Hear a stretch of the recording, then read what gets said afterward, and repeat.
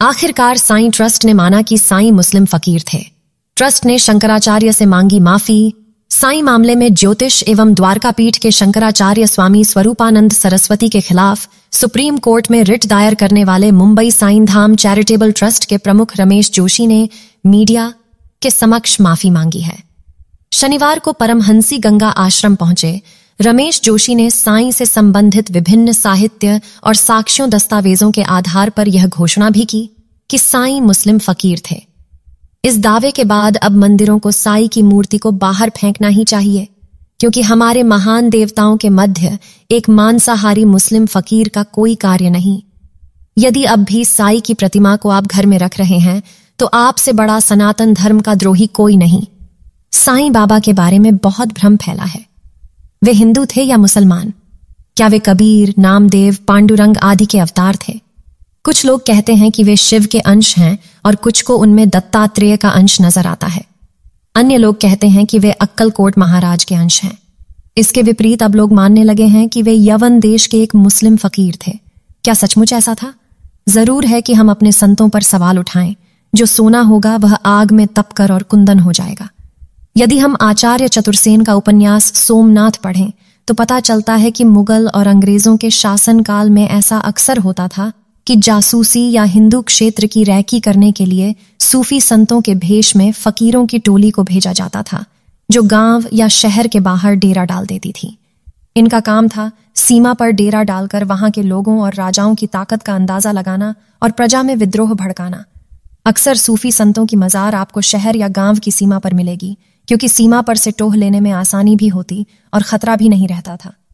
चूंकि हिंदुओं के मन में प्राचीन काल से संतों के प्रति श्रद्धा और विश्वास सिखाया गया है, तो वे किसी भी संत पर सवाल नहीं उठाते और उसे संदेह की दृष्टि से नहीं देखते थे। खासकर गांव की भोली भाली जनता तो संतों की तरह कपड़े पहने लोगों पर सहज ही विश्वास कर उसके चरणों में झुक जाती है। ये कथित संत आजीवन यहीं रहकर एक तरह जासूसी का कार्य करते तो दूसरी ओर धर्म का काम। साईं के विरोधी और कट्टर हिंदुओं का तर्क है कि ऐसे कई सूफी संत हुए हैं जिन्होंने रामकृष्ण की भक्ति के माध्यम से हिंदुओं को धीरे धीरे इस्लाम के प्रति श्रद्धावान बनाया और अंततः उन्हें इस्लाम की ओर मोड़ दिया। आज भी ऐसे कई संत सक्रिय हैं। साईं बाबा भी इसी साजिश का एक हिस्सा है।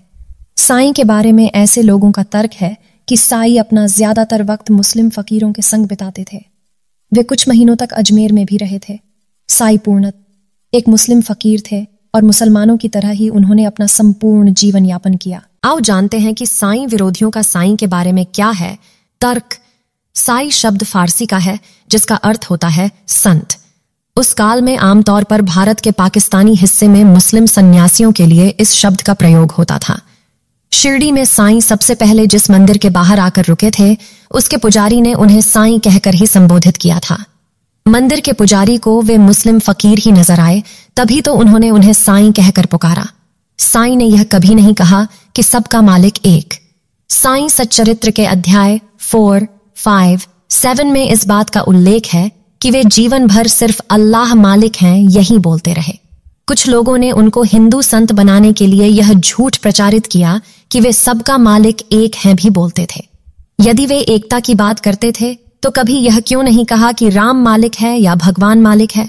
कोई हिंदू संत सिर पर कफन जैसा नहीं बांधता, ऐसा सिर्फ मुस्लिम फकीर ही बांधते हैं। जो पहनावा साईं का था वह एक मुस्लिम फकीर का ही हो सकता है। हिंदू धर्म में सिर पर सफेद कफन जैसा बांधना वर्जित है, या तो जटा रखी जाती है या किसी भी प्रकार से सिर पर बाल नहीं होते। साईं बाबा ने रहने के लिए मस्जिद का ही चयन क्यों किया? वहां और भी स्थान थे, लेकिन वे जिंदगी भर मस्जिद में ही रहे। मस्जिद के अलावा भी तो शिरडी में कई और स्थान थे जहां वे रह सकते थे। मस्जिद ही क्यों? भले ही मंदिर में न रहते तो नीम के वृक्ष के नीचे एक कुटिया ही बना लेते।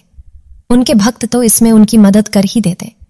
साईं सच्चरित्र के अनुसार साईं बाबा पूजा पाठ, ध्यान, प्राणायाम और योग के बारे में लोगों से कहते थे कि इसे करने की कोई जरूरत नहीं है। उनके इस प्रवचन से पता चलता है कि वे हिंदू धर्म विरोधी थे। साईं बाबा का मिशन था लोगों में एकेश्वरवाद के प्रति विश्वास पैदा करना, उन्हें कर्मकांड, ज्योतिष आदि से दूर रखना। मस्जिद से बर्तन मंगवाकर वे मौलवी से फातिहा पढ़ने के लिए कहते थे। इसके बाद ही भोजन की शुरुआत होती थी। उन्होंने कभी भी मस्जिद में गीता पाठ नहीं करवाया या भोजन कराने के पूर्व श्री गणेश करो ऐसा भी नहीं कहा। यदि वे हिंदू मुस्लिम एकता की बात करते थे तो फिर दोनों ही धर्मों का सम्मान करना चाहिए था। साईं को सभी यवन मानते थे। वे हिंदुस्तान के नहीं अफगानिस्तान के थे, इसीलिए लोग उन्हें यवन का मुसलमान कहते थे। उनकी कदकाठी और डील डॉल यवनी ही था।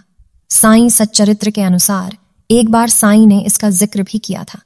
जो भी लोग उनसे मिलने जाते थे उन्हें मुस्लिम फकीर ही मानते थे, लेकिन उनके सिर पर लगे चंदन को देखकर लोग भ्रमित हो जाते थे। बाबा कोई धूनी नहीं रमाते थे जैसा कि नाथ पंथ के लोग करते हैं।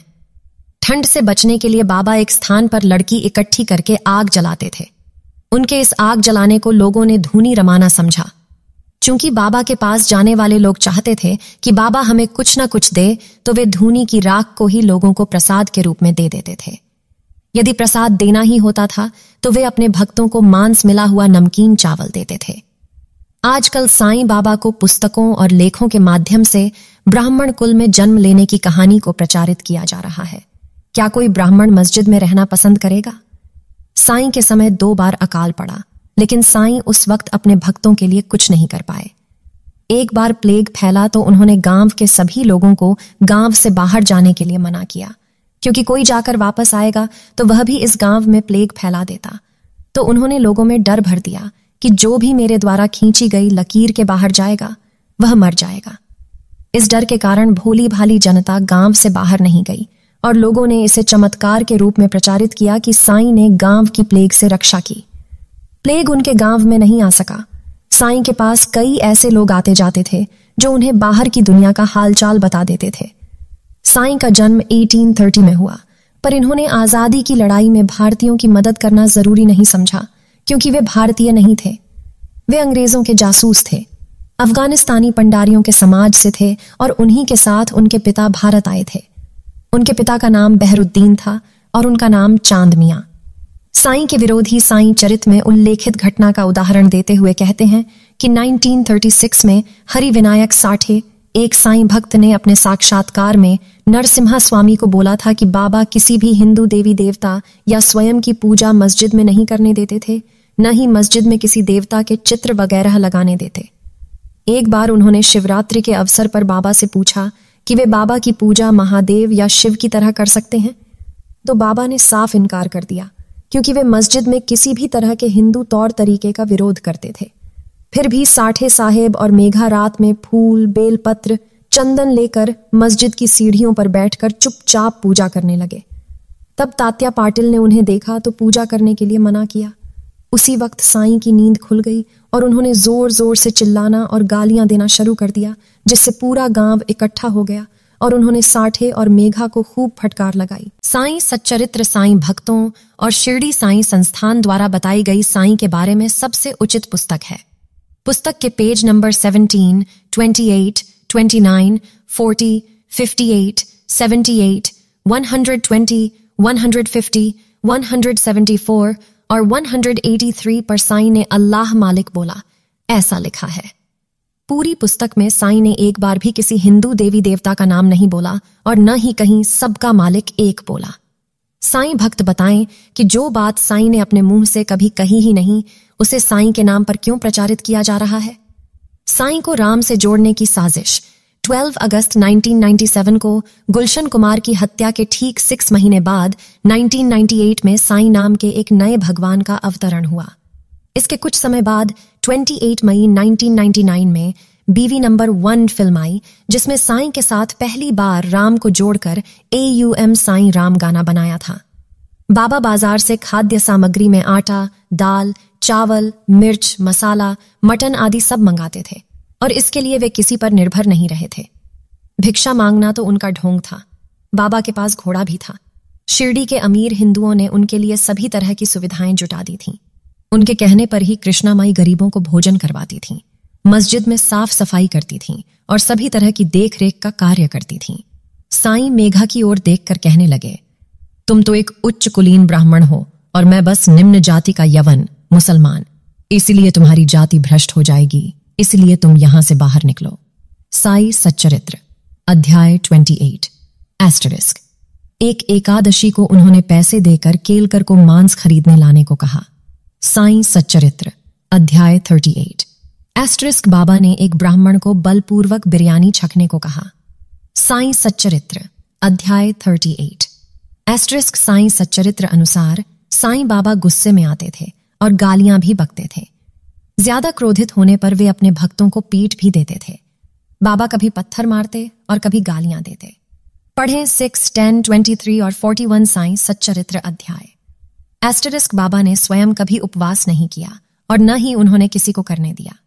साईं सच्चरित्र अध्याय 32। एस्टरिस्क, मुझे इस झंझट से दूर ही रहने दो। मैं तो एक फकीर हूं, मुझे गंगा जल से क्या प्रयोजन।